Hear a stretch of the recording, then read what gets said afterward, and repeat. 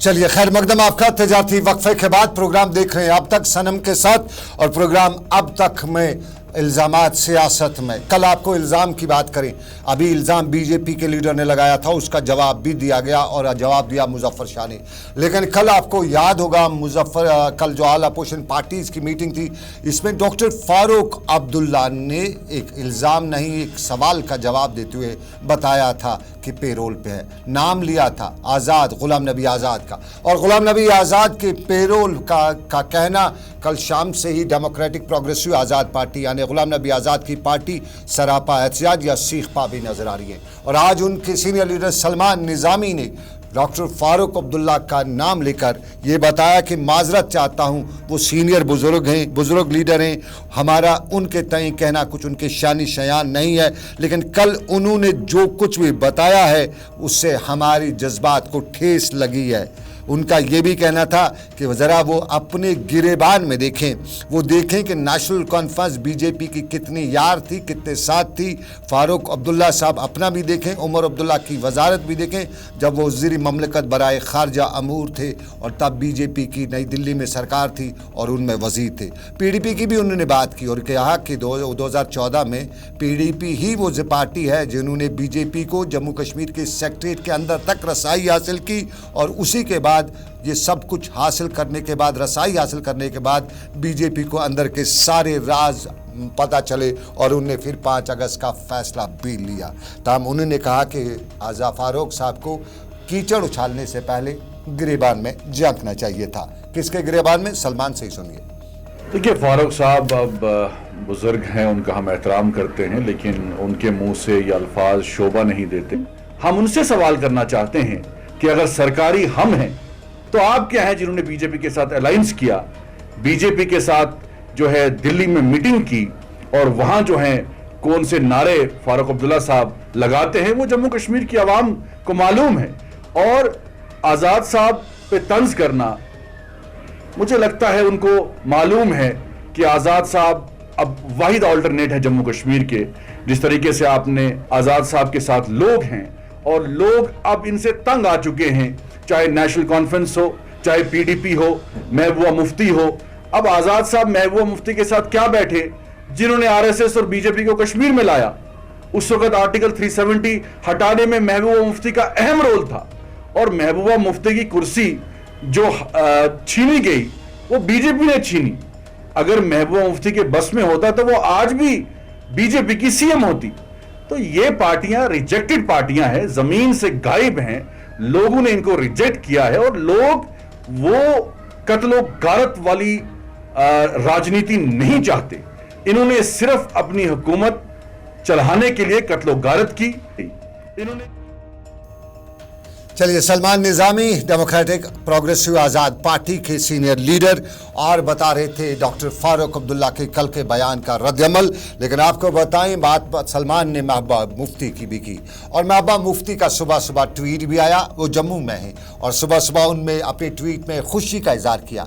बात श्रीनगर के टट्टू ग्राउंड की हो रही है, और टट्टू ग्राउंड के मैदान को जिस पे फौज है उसको वहाँ से खाली कराए जाने की शुरुआत 2015 में तब के वज़ीर आला मरहूम मुफ्ती मोहम्मद सईद ने की थी, और वही तस्वीर आज सुबह उन्होंने सोशल मीडिया पे शेयर की। साथ में एक और तस्वीर भी थी जिसमें जम्मू कश्मीर के लेफ्टिनेंट गवर्नर फौजी अफसरान को बीमना के ऊपरी इलाके में ज़मीन मुतसिल कर रहे थे, ज़मीन के पेपर्स हैंडओवर कर रहे थे। और वही दोनों तस्वीर के अब श्रीनगर का टट्टू ग्राउंड जिसे आमतौर पे कहा जाता है, वहाँ पे कश्मीर शहर के नौजवानों के लिए पार्क बनेगी, और इसकी शुरुआत जो है, इसका फैसला जो है मुफ्ती मोहम्मद सईद मरहूम ने लिया था, और ये उनके लिए क्रेडिट है। खुशी की बात जताई महबूबा मुफ्ती ने इस ट्वीट में, बताया कि शुरुआत हमने की थी, हमने तब भी कोशिश की थी लेकिन कामयाब नहीं सके, लेकिन बिलाखिर बेस हमने लगाई।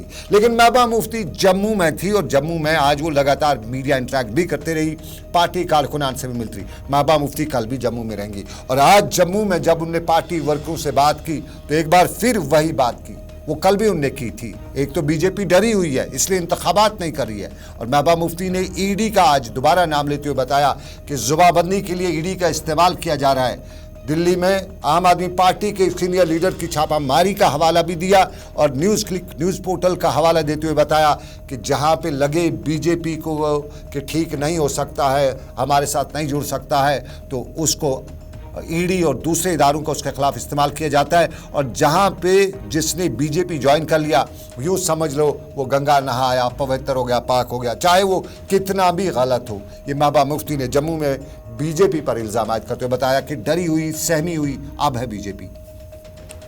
ईडी बीजेपी का दायां हाथ बन चुकी है, तो अपोजिशन का ये मुकाबला कर नहीं पाते। खासकर जो इंडिया अलायंस बना है उससे खौफजदा है, डरे हुए हैं, और इसलिए ईडी का इस्तेमाल करके पहले लोगों पे इल्जाम लगाते हैं। जब वही लोग बीजेपी में शामिल हो जाते हैं तो फिर वो कहते हैं ये अच्छे लोग हैं। अब तो ये ब्लैकमेलिंग टैक्टिक है बीजेपी का, अपोजिशन को दबाने के लिए।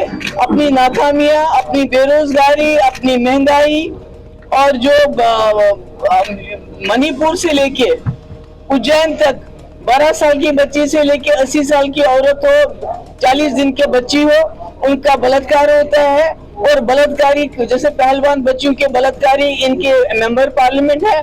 तो इन तमाम मुद्दों से ध्यान हटाने के लिए रेड्स मारे जाते हैं। कल तो जो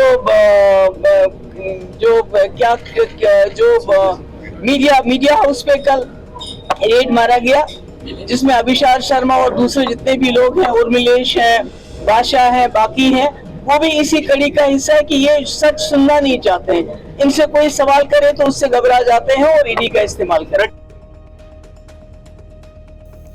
चलिए, महबूबा मुफ्ती जम्मू में थी और महबूबा मुफ्ती ने ईडी की बात भी की, लेकिन हम शहर की दफ्तर एक नए महकमे की बात करेंगे। आज आपको शहर में एक नया महकमा नजर आया होगा, चाइल्ड वेलफेयर प्रोटेक्शन एसोसिएशन। उनके अहदेदार हमें श्रीनगर के लाल चौक में नजर आए और हम आपको बताते चले, ज़रा एहसास कीजिएगा, ये महकमा है कहीं पे आप तक आज तक आपको मालूम हुआ है?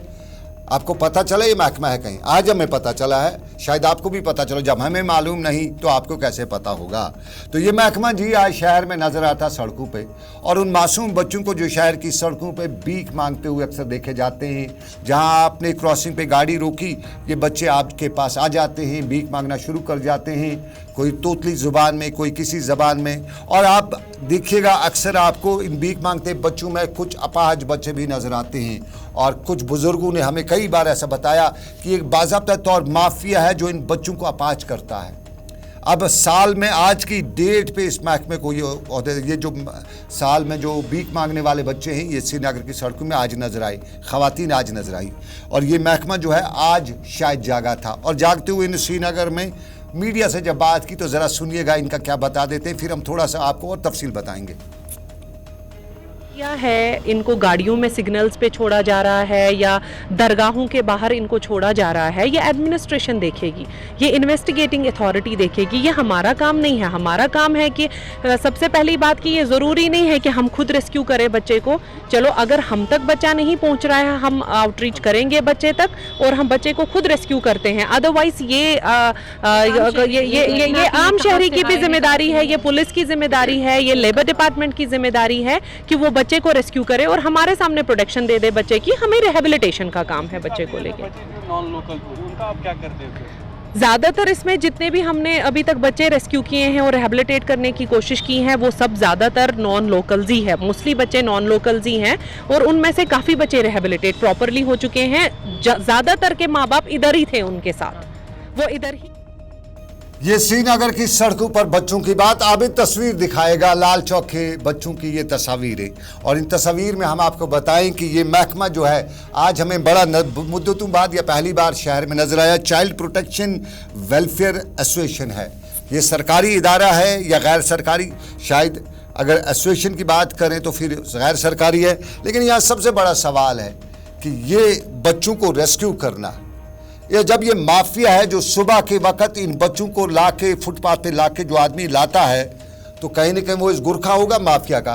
तो पकड़ना इन मासूम बच्चों का जिन्हें दुनिया का पता नहीं है, जिन्हें जो बताया जाता है वो करता है, या उसको पकड़ना है। और अब मैडम जी, ये जो मैडम थी, यह मैं बता रही थी कि आम शहरी की जिम्मेदारी है, पुलिस की जिम्मेदारी है, लेबर डिपार्टमेंट की जिम्मेदारी है। तो मैम अगर सरकारी हैं, ये इनका महकमा जो अगर ये सरकारी है, तो फिर ये तनख्वाह किस बात की लेता है? और मैम सबसे बड़ी बात, क्या आप शहर की सड़कों पे नहीं जाती हैं? क्या आप क्रॉसिंग पे नहीं रुकती है? आपकी गाड़ी क्रॉसिंग पे नहीं रुकती है?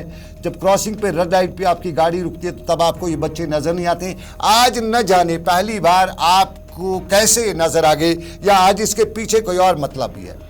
क्योंकि हमारे यहाँ अक्सर कहा जाता है कि मतलब जब तक न हो कोई इदारा कोई काम नहीं करता है। तो अगर इसके पीछे मतलब है तो फिर खुदारा नजात, माफ़ी कीजिएगा, ऐसे मतलब की ज़रूरत है। क्योंकि आपको हर गली नुक्कड़ पे ये मासूम बच्चे नज़र आएंगे, पूरे साल भर रहते हैं।